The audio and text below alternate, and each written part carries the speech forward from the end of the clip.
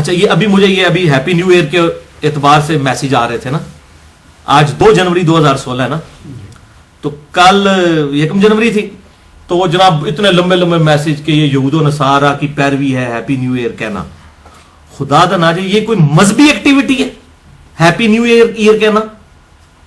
یہ شمسی بھی جو مہینے یہ بھی اللہ کے ہیں, قمری بھی اللہ کے ہیں. 1 محرم بھی ہو وہ بھی ہیپی نیو ایئر ہے مسلمانوں کے لیے, چاہے 1 جنوری ہو ہیپی نیو ایئر ہے.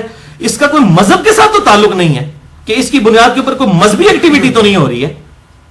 یہ دنیاوی معاملات ہے, برتھ ڈے منانا دنیاوی معاملہ ہے, اس کا کوئی دینی ایکٹیویٹی تو نہیں ہے. یہ بتائیں کہاں یہود و نصارہ لکھا ہے کہ ہماری دینی ایکٹیویٹی ہے. ہاں کرسمس میں والا معاملہ جو ہے وہ دینی ایکٹیویٹی ہے, اس کو نہیں ہم سپورٹ کرتے, لیکن 1 جنوری والا معاملہ کوئی دینی ایکٹیویٹی تو نہیں ہے.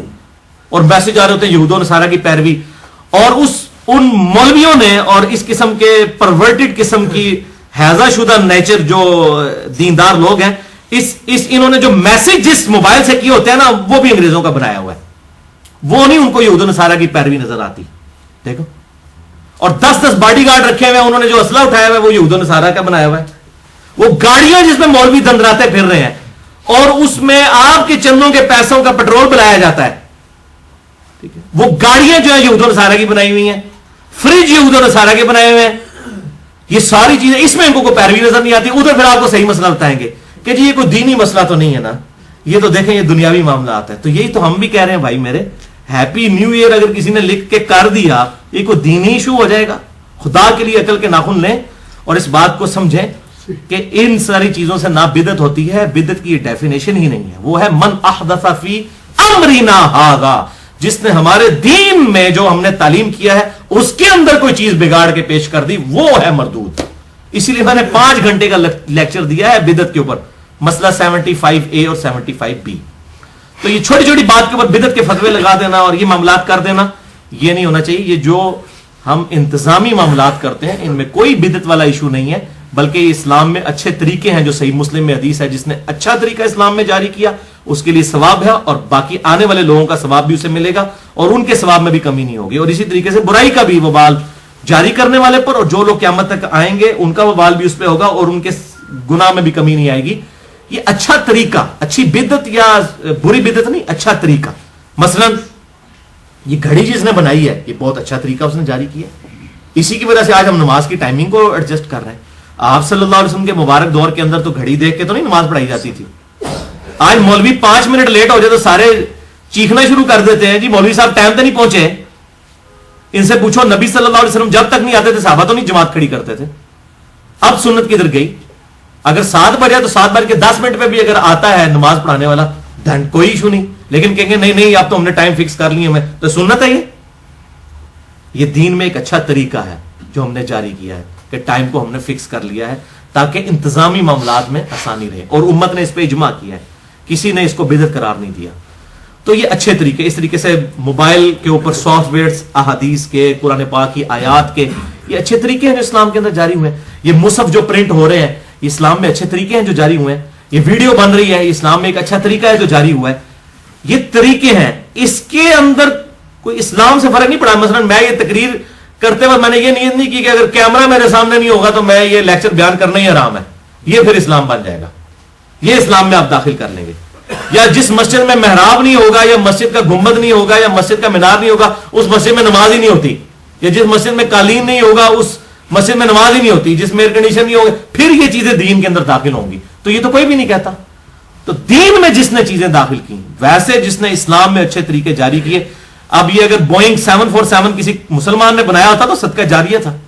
1972 میں جمبو جیٹ کی پہلی پرواز شروع ہوئی ہے حج کے لیے. اس سے پہلے 5 سے 6 لاکھ بندہ صرف حج کیا کرتا تھا. یہ ایئر ٹریفک کی برکت ہے جو آج 40-50 لاکھ بندہ حج کر رہے ہیں.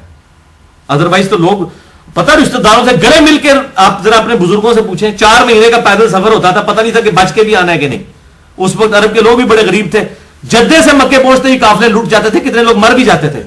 تو لوگ جو ہے نا ایک حج کے موقع پر چلتے تھے تو اگلے حج میں پہنچتے تھے, اور پھر اس سے اگلے حج میں واپس آتے تھے پیدل جب جاتے تھے. یا ایون بحری جہاز سے بھی جاتے تھے تو 1 مہینے کا سفر تو لگ ہی جاتا تھا. جدے کی, میں پرانی کتابیں پاکستان بننے سے پہلے اگر آپ کتابیں اٹھائیں حج کی تو اس میں لکھا ہوا ہے کہ جدے سے مکے کا سفر 2 دن اور 1 رات کا ہے. 2 दिन और 1 रात. اور آج جناب تیز گاڑی کے اندر 50 سے 55 منٹ لگتے ہیں اگر کار ہو تو. کدھر 2 دن. اور یہ اسلام میں ایک اچھا طریقہ ہوا ہے. آپ صلی اللہ علیہ وسلم نے سفر اونٹ پہ کیا, ہم جہازوں پہ کرتے ہیں. یہ سب کے سب اسلام میں اچھے طریقے ہیں. اس طریقے سے سفر کرنا, حج کے لیے مزدلفہ تک جانا, مینا تک جانا, عرفات تک, اب انہوں نے ٹرین بھی وہاں پہ اس طریقے سے. اور لوگ وہ جناب کہتے ہیں نہیں اسی پیدل ہی جانا ہے, سنت ہے. اب یہ بھی دیکھیں لوگوں کی مت ماری ہوئی ہے, پیدل جانا کوئی سنت نہیں بھائی. نبی صلی اللہ علیہ وسلم پیدل حج ہی نہیں کیا. آپ کو کس نے کہہ دیا یہ سنت ہے؟ میں نیشنل جغرافی پہ سن رہا, اب وہ اتنے ذمہ دار پروگرام بنانے والے لوگ ہیں, تو انہوں نے بھی اس میں ریکارڈ کیا. وہ ایک حبشی کا انٹرویو تھا, وہ کہتا ہے جی آپ صلی اللہ علیہ وسلم نے جو ہے وہ 60 سال کی عمر میں پیدل کیا, تو میں تو ابھی ینگ ہوں, میں کیوں نہیں پیدل کر سکتا؟ تو میں نے کہا اس غریب کو نہ اس کو پتا ہے نہ وہ سننے والے کو تو ویسے ہی نہیں پتا کہ بھائی میرے آپ صلی اللہ علیہ وسلم نے اونٹ کے اوپر کیا ہے سارے کا سارا حج, پیدل تو آپ نے کیا ہی نہیں ہے تاکہ لوگ بھی آپ کی زیارت کر لیں.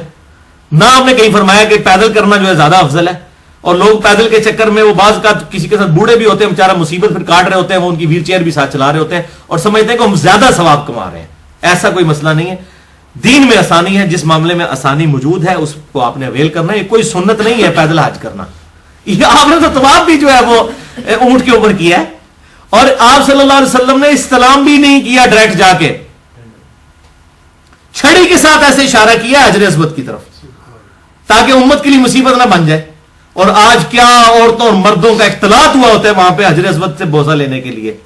میں سمجھتا ہوں کہ ایسا, میں نے اپنے لیکچر میں بھی کہا ہے, ایسا بوسہ حجر اسود کا لینا جس میں مردوں کا عورتوں سے اختلاط ہو اور عورتوں کا مردوں سے اختلاط ہو, یہ حرام ہے. ثواب تو اس پہ کیا ملنا ہے, یہ گناہ کا کام ہے اگر آپ اس قسم کا بوسہ لیتے ہیں. آپ رش آورز میں نہ جائیں, اور جہاں ایسے آپ کو معاملات نظر آئے پیچھے, لیکن وہاں آپ دیکھیں کس طرح عورتیں مرد, اور بندہ پتہ نہیں زندہ مشکل سے ہی واپس نکلتا ہے جب حجر اسود تک, جو میں منظر دیکھ رہا ہوتا ہوں. آپ رات کی آخری پہر میں جائیں یا رش آورز میں نہ جائیں تو پھر آسان ہوتا ہے. تو بعض اوقات شیطان جو ہے وہ نیکی کرواتے کرواتے آپ سے بڑا گناہ کروا لیتا ہے, یہ بھی ذہن میں. اور آپ جب سے یہ موبائل آئے نا, میں کہتا ہوں اتنا بڑا فتنہ بن گئے ہیں یہ, کہ یہ موبائل فون کے ذریعے اب صرف اپنے تک تو رہا ہی نہیں ہے, وہ لوگ ویڈیوز لوگوں کی بھی بنا رہے ہوتے ہیں. جڑے تھے پیڑے وہ لاہور بھی پیڑے, جو ادھر برے ہیں وہ لاہور جا کے بھی برے ہوں گے. کعبے جا کے کوئی سوئچ تو نہیں آن ہو جانا کہ یہاں سے جس کو بدنگاہی کی عادت ہے وہاں نہیں کرے گا. تو اس قسم کے معاملات میں احتیاط کرنی چاہیے. اور پھر یہ بڑی حیران کن بات ہے کہ اپنی تصویریں بنا بنا کے ان کو فیس بک پہ چڑھانا احرام کی حالت میں, یہ آپ نے اللہ کے لیے کیا ہے حج اور عمرہ یا لوگوں کے لیے کیا ہے؟ ٹھیک ہے, کتنا بڑا ظلم ہے. میری الحمدللہ کئی دفعہ حاضری ہوئی ہے لیکن میں نے کبھی اپنی تصویر نہیں کھنچوائی. یہ حالانکہ میں جائز سمجھتا ہوں تصویر کھنچوانے کو, لیکن ضرورت کیا ہے یہ کام کروانے کی؟ اللہ سے ڈر جائیں, یہ اللہ تعالیٰ کے لیے کام کر رہے ہیں تو اللہ تعالیٰ الحمدللہ ان چیزوں کو لکھنے والا ہے. پھر اوپر سے اس قسم کے کرنا, اور پھر جناب وہ اپنی سیلفیاں بنا بنا کے وہ آئے دن اپ ڈیٹ کرتے رہنا فیس بک کے اوپر, اور کمال, اور اپنی فیملیز کی پکچرز بھی چڑھائی ہوئی ہوتی ہیں لوگوں نے. ظلم کی انتہا ہے.